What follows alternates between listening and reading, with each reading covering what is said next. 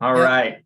Thank you for joining our sixth episode of the Athlete Intelligence Winning with Data webinar, where we hope to connect with coaches, athletic trainers, and athletic directors who use the Athlete Intelligence Head Impact Monitoring System and to share their perspective of how data analytics has helped their team become better performers and develop safer athletes.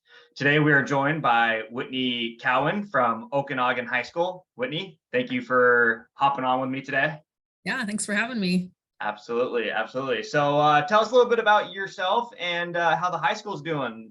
I hear the football team is having quite the season.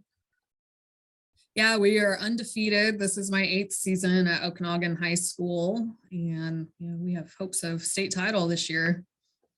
And have you made it to the state final in years past, or is this kind of a first big run for the organization?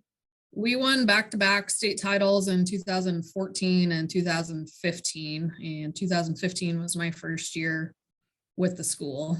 So Very cool. good way to start. Awesome. Oh yeah. Coming out with a bang.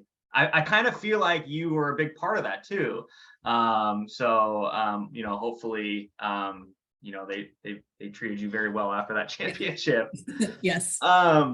So once again, appreciate you hopping on with us. And, this has been your first year using the athlete intelligence system. But before getting into a lot of the details about that, I'm really curious just to learn more about yourself and your role as an athletic trainer. What made you want to get into the world of athletic training? When I was 14, I decided athletic training was going to be my career path. I loved football and realized that was going to be my only way to get into that world. And I saw the people that would run out on the field with injuries, and I was like, that's pretty cool. And so that was that. Very cool. And so where'd you do your undergrad at? Washington State University. Go Cougs. Gotta get the Go Cougs at. And then has Okanogan High School, is this the first high school that you've worked at, or have you bounced around a little bit? This is the first high school that I've worked at, and I've been their first athletic trainer there. Oh, very cool. And so tell us what you like about being an athletic trainer for Okanogan High School. It's so fun. The kids are awesome. They make it great. And I have a lot of really good coaches that I work with, and my athletic director is phenomenal. He's very supportive and pretty well kind of lets me do what I think is right and backs me up. And he's very supportive of new technology and doing things that make our athletes safer. Awesome. So do you remember when you were first introduced to athlete intelligence and what your reaction was? Yeah, I remember there was an ad enter a contest that was like for a grant for 1 year free of it. And so I'd signed up after I read about it because I thought that sounded really cool. All the data that could be gathered and things learned, and what a great learning tool for everyone, not just the athletes or the coaches, but the whole team as a whole. And then I talked to James Atterbury, and he had me sold on it pretty well.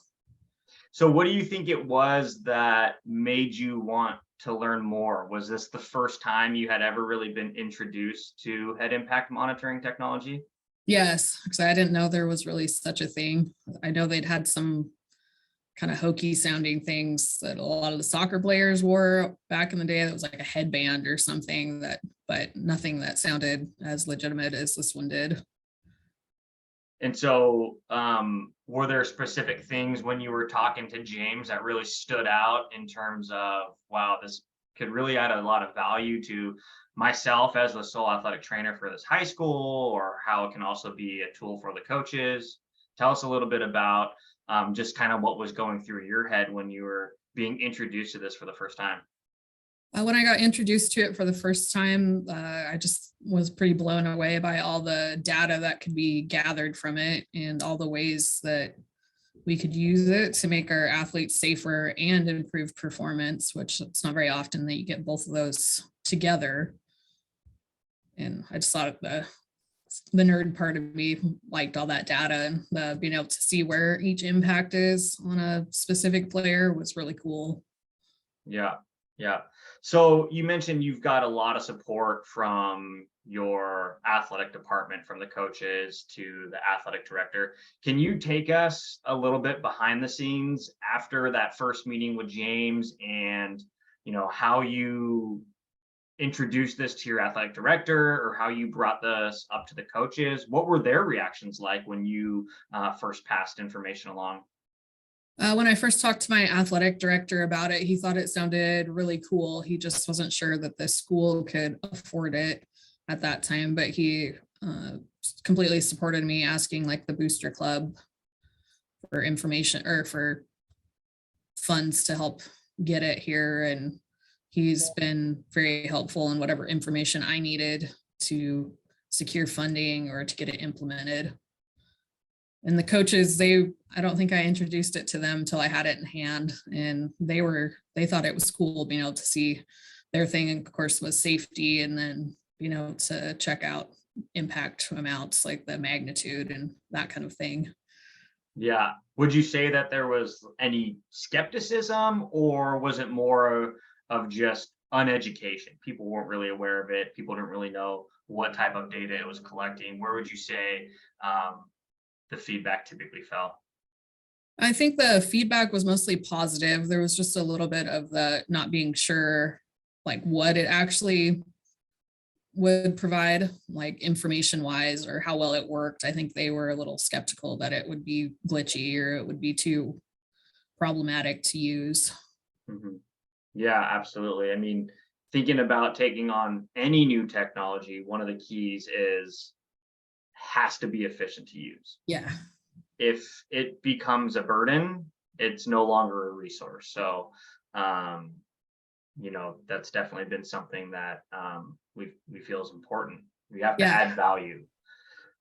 You've been using the system the entire season now. What sorts of things would you say have surprised you the most?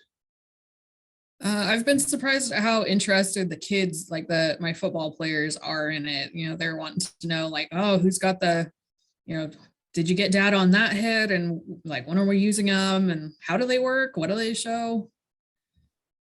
Which has been pretty cool that they've taken such a interest and kind of an active role in that. How about the coaches? Have you seen them at all been interested from like an impact workload perspective? Yeah, they've come through and checked, like, do we have any red flags, players that have a lot of crown or head impacts that we need to work on tackling with them, and technique and those kinds of things. And then from your perspective, do you feel like it's been able to give you an extra set of eyes and ears on the field? Yes, definitely. Because I can go back and look at the data and see like, oh yeah, player 22 has been a lot of head impacts. We need to check with him how he's doing and remind him about heads up tackling. Awesome. Awesome.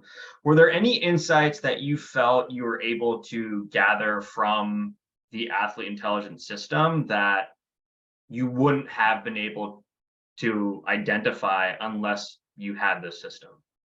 Definitely the offensive linemen and defensive linemen. That's a hard thing to watch each one of them, especially when there's so many bodies in one place, so where their impacts are. And this gives me that, kind of inside view of it that I wouldn't get otherwise. Yeah. One of the things that we hear feedback about is just being able to look at game data versus practice data. Were you able to see any different patterns or trends that stuck out to you specifically? We don't do much hitting or contact during the week of practice, and so most of my data has been from games. Gotcha. But I was looking the other day, and it was interesting to see the impacts have changed over the course of the season. Are they going up or are they going down? They're going down. Good. Yeah, That's great. That's great to see. Yeah. Yeah. That's great to see.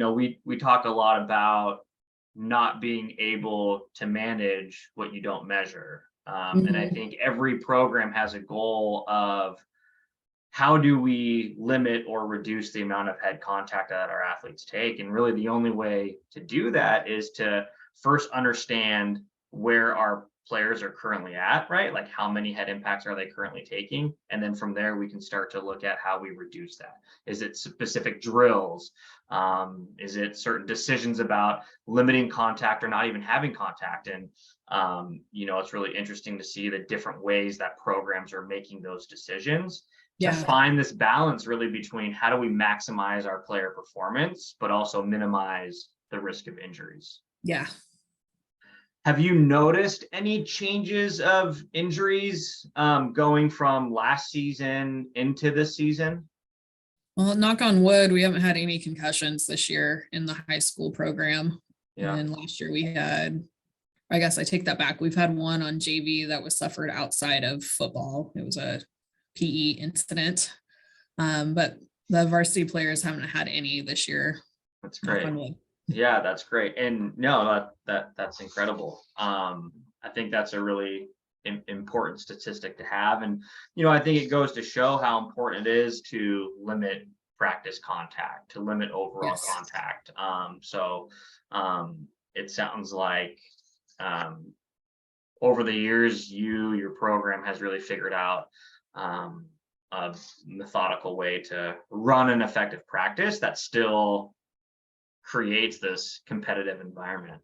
I think that's really important. It's been neat to see how our head coach has been able to adapt his practice programs and things to the needs of the team. I think the first year I was working at Okanogan, they had contact like 2 or 3 days a week. And then the boys start to get pretty beat up by the end of the season, or, coming into those last few games of the regular season. And so he adapted and cut it down to 2. And then we've cut it down to like 1. Yeah. Wow. It sounds like you got a smart coach. Yeah. Do you think that this system has had a positive impact on your team's performance and safety overall? Yes, I would say it has had a positive impact on safety and performance. Would you say that this system was a good use of funds? We all know how difficult athletic budgets can sometimes be. You talked earlier about the challenges of, where you might be able to get, the money from. And, obviously we work with a lot of, youth high school programs that are in very similar situations. Yeah. So tell us, do you think this was a good use of funds? Do you think it was worth the effort of trying to find creative ways of fundraising or, where to find funds to support this technology? Yes, I think it was worth it. I think the funds are very well used for this. I have to say that James and you both helped me find creative ways to get that funding. We ended up having the Colville tribe paid for the majority of ours, which we're very grateful. Yeah, that's great. It's great to get community involved, right? Yeah. Yes. Awesome. We have a lot of coaches, athletic directors, athletic trainers that watch these interviews. What is one message that you would want to share with them as they think about this type of technology and if it's right for their program? The message I would share is just that you can never have enough data and things to protect your players. I mean, that is the most important thing. It's their safety and health, especially we have the privilege of working with these young athletes. You want them to be the best they can be as they grow up. Right. Yeah, absolutely. Anything else you want to add or share just about your experiencing using the system? Has it been easy to use, difficult to use? What other things can you share that might be able to help others or that, you yourself has just found to be very resourceful? I just wanted to add that you guys have had great customer service. I've had my issues and we've had to fix technology wise and all of those things. And just I've been very appreciative of how nice you guys have been and helpful. And I feel like I can, call or text anytime and I'll get some sort of an answer. The other thing is just, I think this is a really great company, and I just like the information that can be gained from it. And as far as I guess tidbits to help if you're in that first year is just to, I've found it's helped to make the players take some responsibility for, telling them before the game or practice, like, hey, come get your sensor, put it in. And they've responded pretty well to that without adding any burden to the coaching staff. No, that's incredible. Yeah, it sounds like the players have really embraced both the operation side of things and the data analytics side of things. And so It's been a interesting, they're a little bit stubborn, teenage boys, but they're pretty hung up on the whole, the sensor somehow will pull them from the game. So we've had to go over educating a lot of, like, it doesn't make that decision. That's mine. right. We're just gathering information that you can use later to help you. Right. No, I think that's, yeah, I think that's a really good point that you brought up, right? We're talking about sensor technology here. And, as we know, and you probably know a lot more than I do, concussions are a cognitive injury. I don't see sensors being able to understand a participant's cognitive changes, right? And so, Right. when you talk about how the sensors become a tool or become a resource, you're still the one that needs to make those decisions. But it sounds like that data helps you in a way, might give you some more information, Yes. might give you some more insight. So yeah, talk about that a little bit.